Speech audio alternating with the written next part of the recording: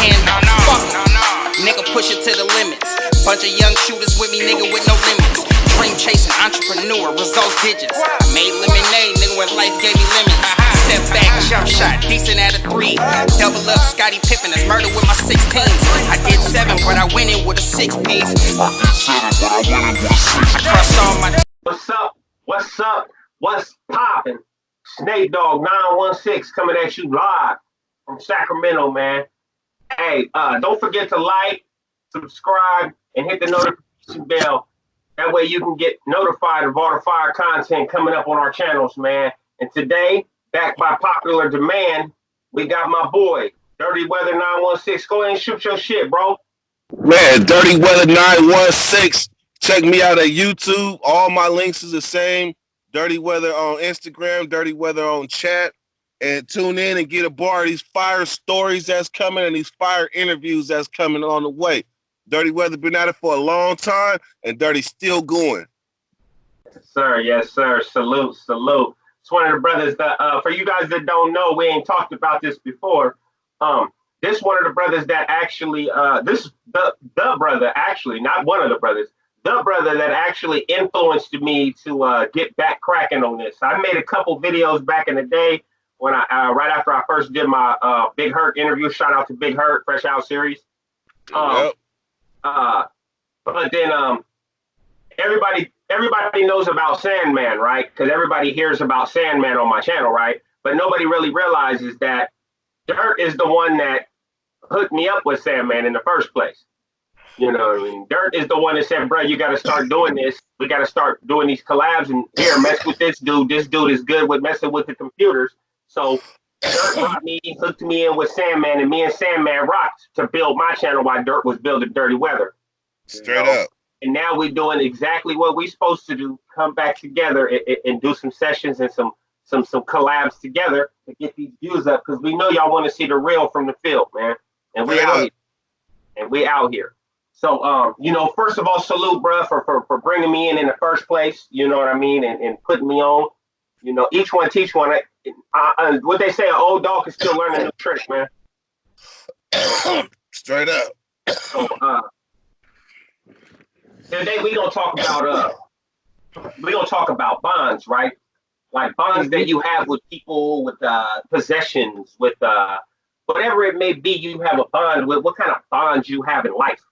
You know, because I want to get your mindset on that, and I'm gonna give the people my mindset on that, and what it's about, what it's like, and what it used to be, and what it is now.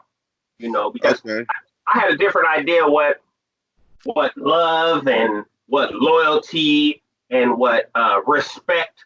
I had a different idea of what all those things meant back in the days to what they mean to me now.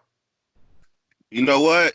A lot of times that changes when people confront the reality that family is not always family. Like family will be the first ones to fuck you over. Once that happens, that shakes a person's like soul, like they core, and they start to look at everything different. Yeah, and I'm gonna expound on what you just said, and I'm gonna say DNA are the ones that do you like that, because I look at it like family is the way I look at it now is family is what we make it, you know. Because I look at it like this: I ain't got no friends, dog. I ain't got no friends. If I fuck with you like that, you either my family or you not. You know what I mean? It's that simple. And there's a saying, I've seen lots of people have it: blood makes you related, loyalty makes you family. Yeah. You know, I've seen that before. And so it comes into play here. And the thing about, in my opinion, about family is that, you know, we both had our little personas of not personas, the way we got down before in the streets and in prison, and mainly the streets part. I'm not even really talking about the prison stuff, because that didn't really affect our families on a one-on-one basis. I mean, physically, it affected them mentally, but physically it really didn't affect them. But me personally, I know my family wasn't scared of me. My family wasn't worried about me. You know what I mean? Not like an adversary would be worried. Right, you know, an adversary would be not necessarily scared of me, because I don't like to put it out there. Every man has the ability to defend himself, in my opinion. It's just who's better that day. You know. But my family was never scared of me. I was never, a strung out drug addict or none of that. You know what I mean? I tried some things here and there, but are you the oldest or the middle or the youngest? I'm the second child of my mom's. Second. And there's two underneath me. Boys or girls? There's two girls underneath me and one boy above me. But as far as that's the thing is, as far as this street shit, it was 2 and 2. It was 2 in the streets and it was 2 that wasn't in the streets. Yeah. So the oldest, he wasn't in the streets. Then it was me. So basically, as far as in the streets, I'm the oldest. And then the one right under me is my sister. She was in the streets, and then the baby, she wasn't in the streets at all. You know what? I can admit growing up that somewhere along the way I might have had a choice to not be in the streets because a lot of my family is on the good side. But I gravitated toward my big cousin and wanted to be. I went to prison literally wanting to be like him, literally. Right. Hey, just like there's probably people in prison because they wanted to be like O-Dog. Real shit. Yeah. I went to prison. I wanted to be like my cousin. Yeah, and that's a total fact. But to finish my point about the family thing, they weren't scared of me because they were never victims like people who were my adversaries. So they never see you get crazy. Nah, so they never. I mean, they've seen little snippets, but they've never been the victim of it, so they never really understood it right. So I've noticed that even now when I came home, they'll do stuff that somebody else would necessarily not do because they don't have that proper amount of, if I do this, he might do this. Like if they say something out of line or something. That's like saying, I can see one of my female family members calling me a bitch, right? I can see that happening. I can see that happening because, and not to give power to words anymore because I'm a grown ass man. I like to say that. I don't know what I would do. I can't honestly say what I would do if a man really came in my face and called me a bitch. I wish and I hope that I can hold my composure, but I probably won't be able to. I'm gonna be honest. But hey, let me say something about that before I forget. One of the things that your family probably doesn't know, that family side that you say that really doesn't know, that they could get you possibly in trouble or get that reaction up out of you, is like say you out to eat somewhere, right? Yeah. And you get a waiter, and the waiter is being lightweight disrespectful, right? But you ain't tripping, right? But they is. Yeah. So they start going back and forth with this waiter, and you sitting right there, and they ain't even peep that you didn't put your phone down, you didn't put your fork down, you didn't push the plate away from you a little bit, you didn't check your pockets and make sure wasn't nothing wasn't supposed to have up in that thing, and you didn't went into war mode that quick. Hey, I'm glad you said that, man, because I think there's a lot of people that need to hear that, man. There's so many people here, like me, bruh, a servant, a service personnel, a cashier at a store. All these people, they can get away with a little bit of rudeness with me. They can get away with it. But it's like you just said, when you be with somebody that's not really, their mindset is not attack mode, you know what I mean? I was at a class last night, bro, that are perfect for you, and I know you would understand it the same way. And the psychologist that was leading the class, he said that one of the things that we have, I know myself, I've been diagnosed with it myself. It's something called hyper-vigilance, right? And it's something where either you were an abused child, which I was, or you were grown up in a dangerous environment, like literally a dangerous environment, like being in prison, right? Over a long amount of time, it rewires your brain to where you're always like, you know what I mean? You're always looking for the danger to come. You're always trying to pay attention for the danger to come. And like I said, I had it two-pronged personally because there's no mystery in my situation. I don't have nothing to hide. I was an abused child. You know what I mean? My mom used to beat the dog. But back in my days, it was just, that's what happened. These days, I was an abused child, technically. You know, but my mom's put me in the hospital before. I would never understand that. Yeah, my mama put me in the hospital before. So, you know, it's good. But it was to the point when I was a kid where, like, was always looking for the attack to come from her. And then as an adult, going into prison and living the life and all that, you always watch, because I was out there. I was out there doing my stuff. So I knew it was people that was looking for me or didn't want me in the positions that I put myself in. They wanted to knock me off or whatever, you know what I mean? Because I took over a couple people's spots. It's whatever. But that hyper-vigilance that kicks in, people aren't aware that we have that. And then you're sitting here arguing, like you said, arguing with this waiter, talking back and forth with this waiter, and all we're thinking about is all he got to do is flinch and I'm owning. Yes. All he got to do is say the wrong word and I'm owning. Okay, so let me ask you this. So I'm doing Black Friday, right? Yeah. And I come around the corner. I just left to go. I think I probably took a smoke break or something, but I came back, right? Right. Yeah. You know me, dirty weather. But look, okay. I come around the corner because I'm working for my aunt. My aunt relieved me while I went, right? So when I come back, she's in a tug of war with this belligerent white guy. I mean, they're in a tug of war over this basket, like he trying to push out of Walmart with the basket, and I'll come walking up. Now what would you do? What would you do in that situation? I mean, off top, I'm gonna just walk right up to him and tell him to let it go. Off top, just hey, bro, let it go. But he gonna see in my face, my demeanor. Come on, we've been in each other's presence. We not no little dudes. I'm gonna walk right up. Hey man, let it go, bro. But it's gonna be this look. Yeah. And that's where I'm putting the ball in his court.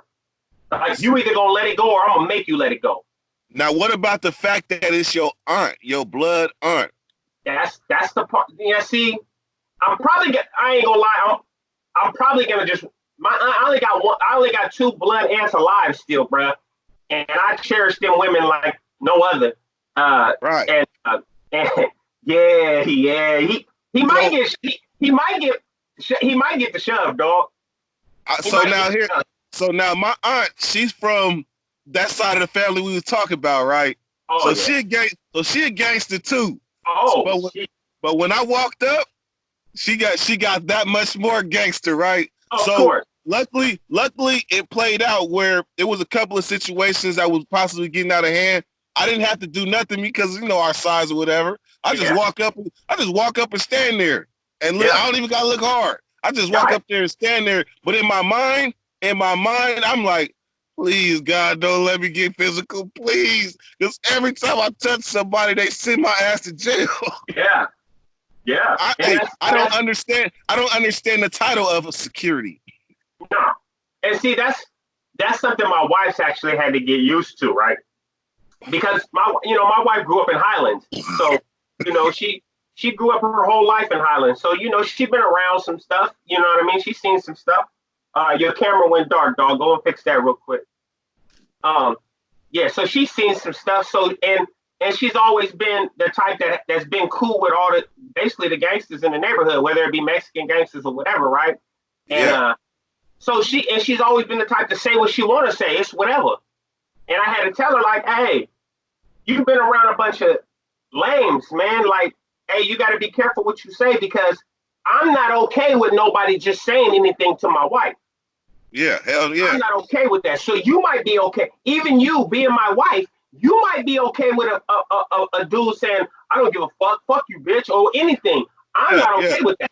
I'm a creamy. So you got to understand that my mindset is to break his jaw. Your mindset is fuck you too, punk, and walk away. Yeah, nah, because I feel like when he said bitch, he already slapped me the first time.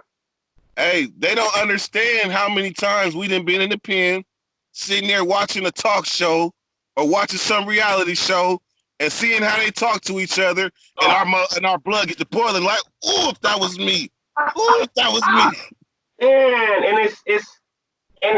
But then that just goes back to like, okay, so when I was a child, like I said, I was abused, right? But right. So because we were talking about bonds, right? So like I was abused, right? But it's hard for people to understand. I think it's called. I forget what it's called. But it's when, like, say you're a hostage, right?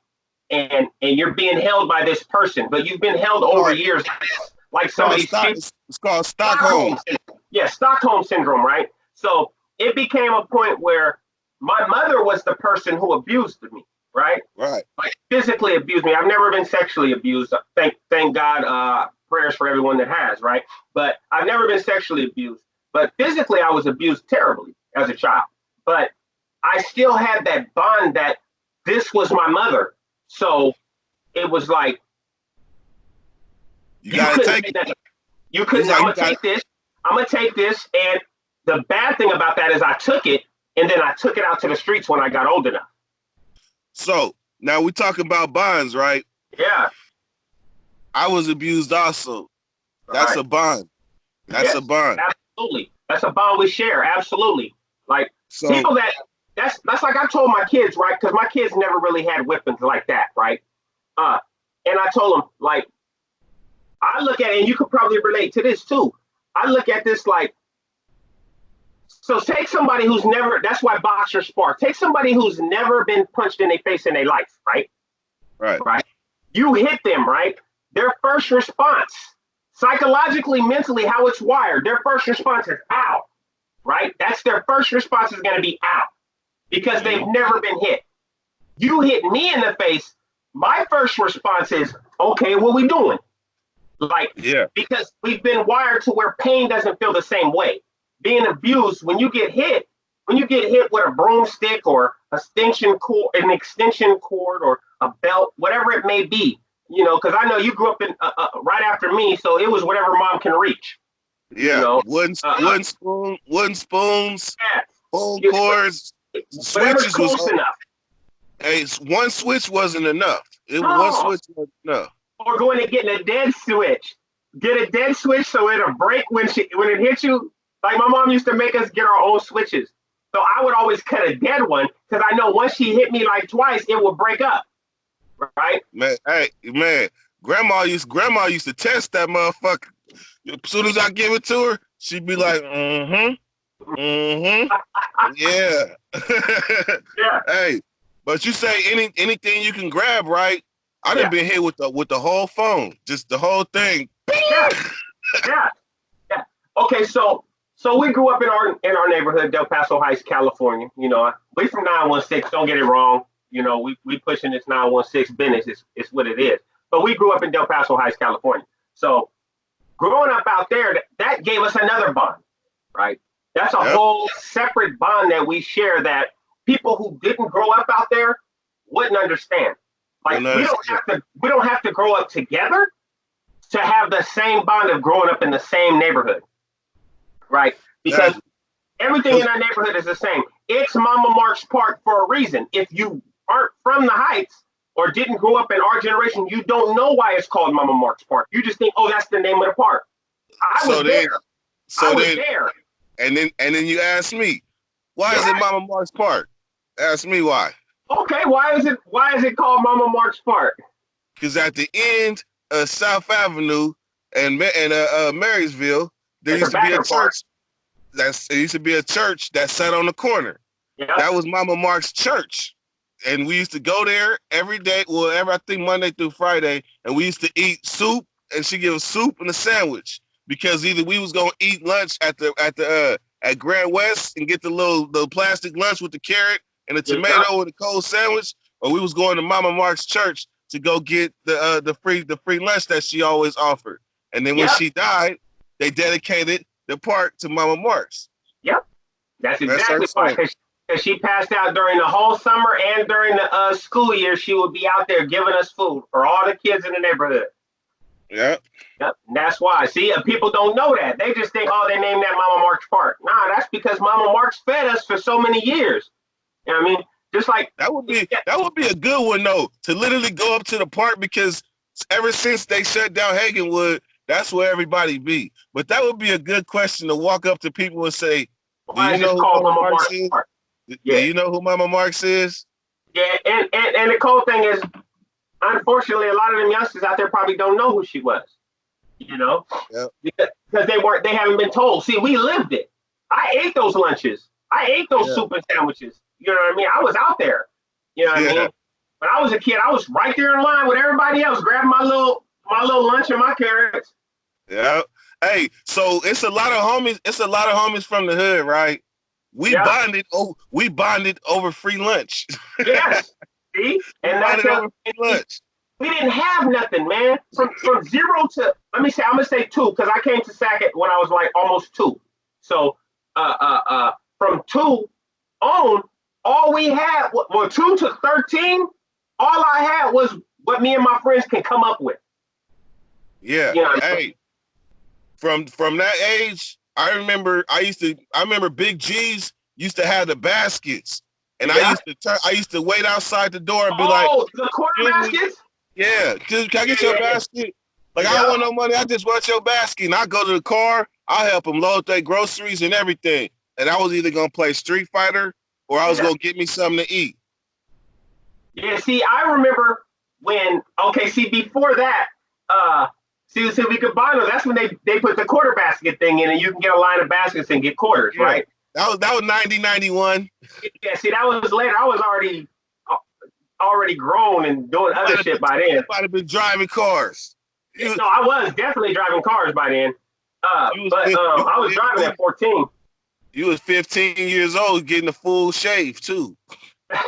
I was fake ID. You know when Johnson used to be Naruto. Johnson, Johnson? The elementary school right across the school right there. Right across the street from Big G's. That used to be called Naruto. Yeah. When I went there, it was called Naruto. I went there like the 3rd grade. It was Naruto. I transferred from Fairbanks to there because my grandma lived right there on Norwood. Like that's what I'm saying. These little bonds. Going to Johnson Pool during the summer. You know what I mean? Going back there and going swimming. Was you sneaking in and look in 1990 we was sneaking in Johnson Pool. Somebody cut the fence. Man, we swam in that motherfucker till it turned green.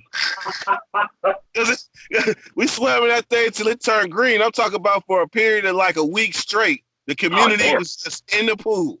Yeah, everybody in there. It didn't matter. I remember that's back when to get into a pool it was a quarter or 50 cents. 50 you know what I mean? 50 cents. Now it's like $3 during the summer to get into a pool. Damn, I ain't been swimming in hella long.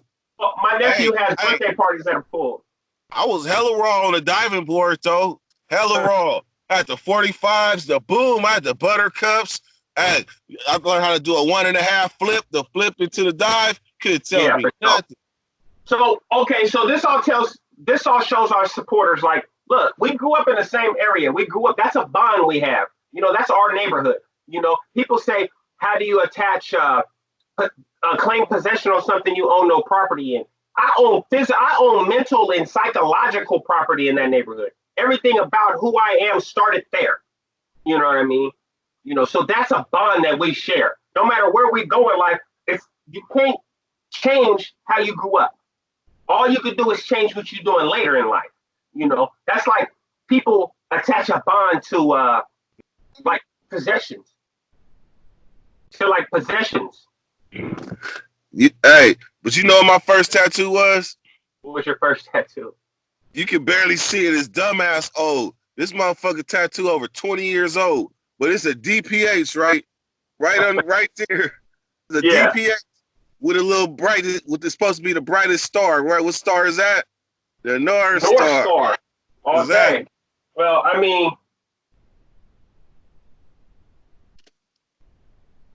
Yep. Wait, what did I say? Let me see. See what it's saying? BH. Wait, BH? DPH, nigga, you just backwards, man. Oh, hey, so that's the thing, man. That's the thing. We sit in prison and we be like envisioning like tattoos that we gonna get. I'm gonna tell you how much thought I put into this old ass tattoo, right? It's got a crown. DPH California. 916. California with the 916 and the king, right?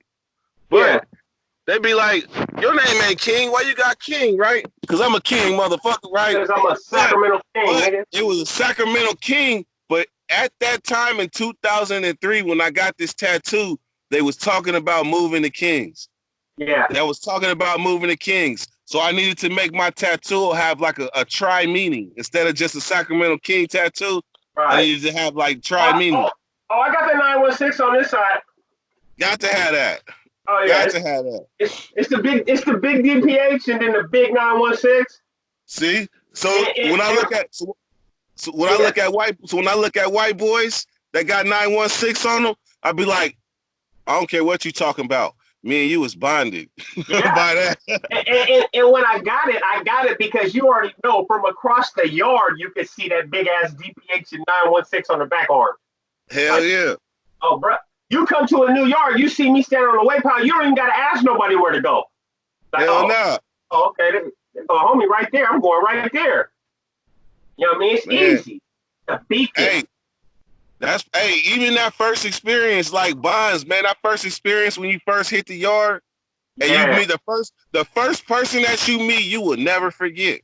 The first person that you meet, whether he a Crip or Blood or whatever, the one you be like, hey man, where the Bloods at? Or where the Sac homies at? Literally, you always remember that person. Yep. And that's a good thing. Like the first prison yard I hit, I ain't even gonna tell the story yet because we gonna say that for later. But the first thing the dude did when I got to his cell was tell me where because that's the first thing I said, man. Where the Sac homies at, man? Where the homies from Sac? He was like, oh, they down there, and we shot a line because we was on lockdown in high desert after getting into it with the whites. Yeah. But my thing is like the bonds that we share in life, that some of them can't be broken, man. And once you build, and bonds built through struggle are stronger than bonds born into, brother. Man, look, you remember that story I told with Money Mike, right? Yeah. Man, after that, after going through what me and him went through, like I don't know if I know you've been through it. But the fact we was so tight when we went through that, like we didn't talk for like 3 days. We was both messed up by what we had just done, accomplished, survived, went through whatever.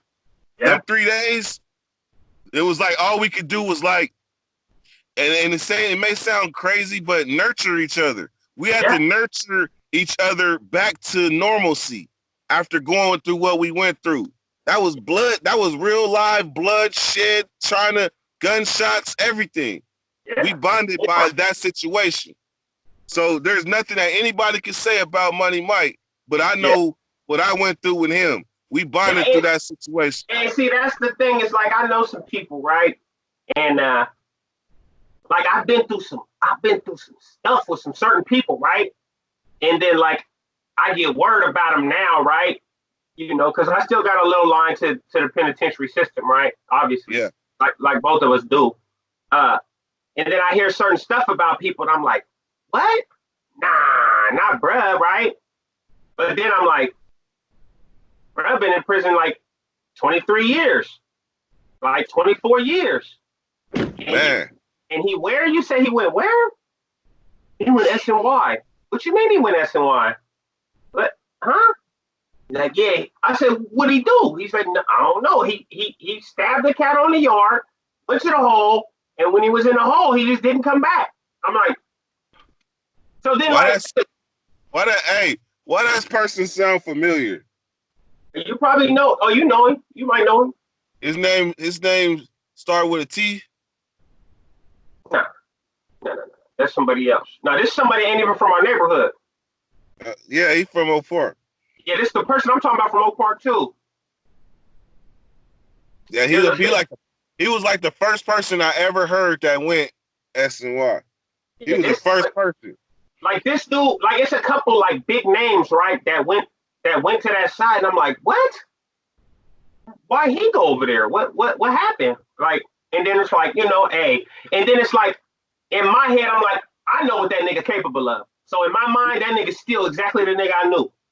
So like I don't care what nobody talking about. People are probably gonna go in the comments like, oh, SNY. Yeah, okay. But I bet you wouldn't say that to him in his face, this specific person I'm talking about. I don't care about getting into the politics of SNY. We're not gonna do all that. I don't care about none of that. I'm not here for that. I'm here for progression. So I don't care about none of that bull crap. You know, I did my time the hard way, and now I'm here. Man. Hey, you know what? Hey, you know what? That's one thing that they can say about me and your channel. Yeah. We ain't getting no airplay to that shit. Nah, I don't want to. Yeah, I don't want to beef with nobody about it. I don't want to go back and forth with nobody about it. Look, everybody's entitled to their opinion. I didn't go over there. I did my time how I did my time, and that's all that matters. Anybody that's over there, I'm not here finna talk crazy about them people or none of that. You know what I mean? Everybody has to live their life. Everybody has to look in their own mirror and judge themselves. I'm not here to judge nobody no more. You know what I mean? I lived too many years like that. I'm not doing that no more. Exactly. You know what I mean? So, you know, if you guys don't agree with me, that's cool. You know what I mean? But maybe you should learn how to live your own life and not worry about what everybody else is doing. Worry about what you're doing. Man. That's all I'm worried about is what I'm doing and trying to build my tribe. Or the kennel or whatever. I'm trying to come up with a name for my supporters too. Is that right? Like you got the Dirty Nation. I'm trying to come up with something for my people. I'm thinking like the kennel, right? Because you know his name's Dog 916. I'm thinking like, what's up with the kennel today? Yeah, the kennel. You know, I'm not gonna do the pound because the other dude had the pound. You know what I mean? I ain't gonna be. I'm gonna be honest. Just from your subscribers watching this video right here. Yeah, it's the kennel. It's too late. The kennel. That's what it is. Then we gonna rock with the kennel though. So that's what it is. That's a little bit about bonds. You know what I mean? Basically, you know, we throughout life we create all kinds of bonds. We bond to like Dirt. He bonds to Old Dusty. You know what I mean? That's a bond he got. He not gonna let go of Dusty. Period. That's his baby. You know, We bond through a lot of my subscribers. We bond through marijuana too. That's why you got the leaf and the 916. See, this is 3 different bonds right here. 916, that's the bond. The weed leaf, that's the bond. The Dirty Nation, that's a bond. There it is, right? I bond to my sport bike. You know, I like riding. You know what I mean? I wanted to get a specific truck. There's a bond to that. I'm bond to this right here, the San Francisco 49ers. You know what I mean? Like, let's not get it. Y'all see that, but don't get it twisted. It ain't just for show. You know, it's all over the room. You know what I mean? It's everywhere I go. My camera got blurry. I couldn't see nothing. It did. I'm sure it did. I saw some shiny stuff going on. Yeah, I know. Yeah, because that's what they do. They shine. Packer Nation. Niner gang. You already know what it is. It's good though. Yeah.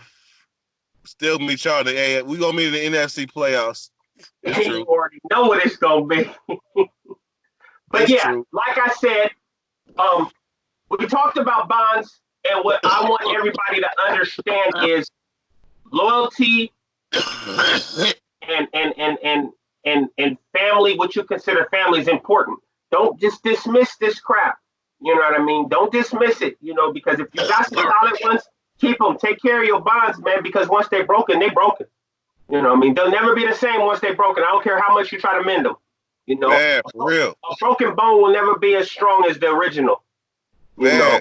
So you can heal it up, but it won't never be the same. It's messed up. It's messed up when you're my age and you still learning that lesson. Yeah. You know why? Because when I walked away from my significant other, when she came back 3 months later, it was not the same. No, it will never be the same. Your bonds, once your trust is broken or your loyalty is, you feel like the loyalty is not there, that stuff can't be, it will never be the same as it was before the damage. You know, so I say is like, either one, don't let small things become big. That's just my opinion. You know, don't let pride make you destroy something that could be amazing. You know, not necessarily a relationship, friendships, all this type of stuff. You know, don't let your pride be like, oh, well, a man's supposed to do this if somebody does this. Come on, man. You're supposed to do whatever you want to do that makes you happy in life. Period. That's simple. Hey, once I learned this about what makes you happy, that's what it was. That was the key for me. Once I was able to free myself from certain expectations and chains and corrupted views, and it was just me, and I was able to say little innocent shit like, "Hey, I actually like this." Yeah. I don't like this. Right. I really don't like this. When I got to that point, life became a lot easier because even though you're free, you were still letting yourself be shackled to certain expectations. But once you break those bonds, the bonds that are holding you down, then it's like the world is a whole new place for us. Hey, look, have you ever noticed this?